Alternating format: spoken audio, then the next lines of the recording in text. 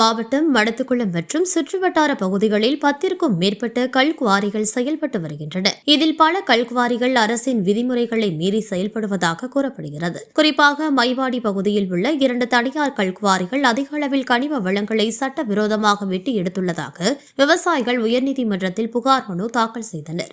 இதனைத் தொடர்ந்து உடுமலை கோட்டாட்சியர் குமார் நேரில் ஆய்வு மேற்கொண்டார். இதில் 2 கல்குவாரிகளும் முறைகேடாக செயல்பட்டது உறுதி செய்யப்பட்டதால் மொத்தம் ரூபாய் 12 கோடிக்கு மேல் அபராதம் விதிக்கப்பட்டது. இதுகுறித்து விவசாயிகள் கூறியதாவது, மைவாடி பகுதியில் 4 வழி சாலைக்கு அருகில் உள்ள கல்குவாரிகள் அரசின் விதிகளை பின்பற்றாமல் செயல்படுகின்றன.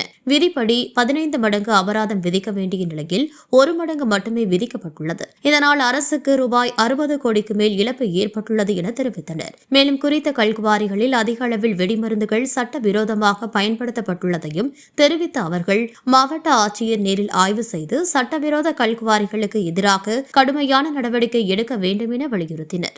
திருப்பூர் மாவட்டம் மடத்துக்குளம் மைவாடி கிராமத்துல நிறைய கல்குவாரிகள் செயல்படுது. அதுல KMS கருப்புசாமி கல்குவாரிங்கிறது மைவாடி கிராமத்துல NH ரோட்டை ஒட்டி இருக்கு. NH ரோட்டை ஒட்டி அதிக அளவுல மைனிங் தெப்ட் நடந்திருக்கு. அடுத்தது Umadevi quarry KMS Karuppusamy quarry 2 குவாரியும் அளவுக்கு அதிகமா கனிம வளம் திருடுனதா சென்னை உயர்நீதிமன்ற உத்தரவு WP 93/2025 வழக்குல உத்தரவுப்படி Madathukulam taluka task force committee ஆய்வு செஞ்சு அறிக்கை கொடுத்திருக்காங்க. அந்த அறிக்கையின் மேல மாவட்ட ஆட்சித்தலைவர் சட்டப்படி நடவடிக்கை எடுக்கணும்னு என்னுடைய கருத்தை கேட்டு சட்டப்படி நடவடிக்கை எடுக்கணுங்கிறது ஹைகோர்ட்டினுடைய உத்தரவு.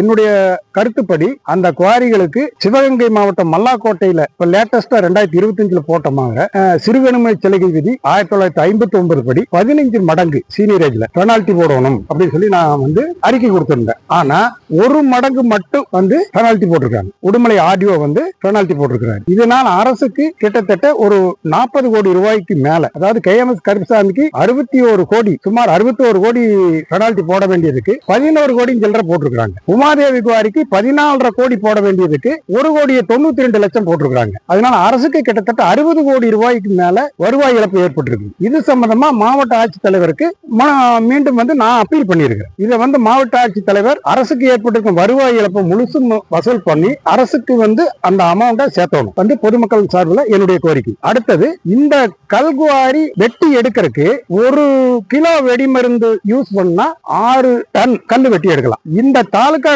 கமிட்டி கொடுத்த அறிக்கை பிரகாரம் கிட்டத்தட்ட 3.5 லட்சம் கியூபிக் மீட்டர் இந்த KMS கருப்புசாமி குவாரியிலிருந்து வெட்டி எடுத்திருக்காங்க. உமாதேவி குவாரியிலிருந்து கிட்டத்தட்ட 54,000 கியூபிக் மீட்டர் வெட்டி எடுத்திருக்காங்க. இது ரெண்டுக்கும் மொத்தமா 29 டன் 229 டன், அதாவது ஒரு லாரி 10 டன் போட்டாலும் கூட 23 லாரியில ஏற்றலாம். இந்த அளவுக்கு வெடிமருந்து சட்டவிரோதமா பயன்படுத்தி இருக்கிறதா தெரிய வருது.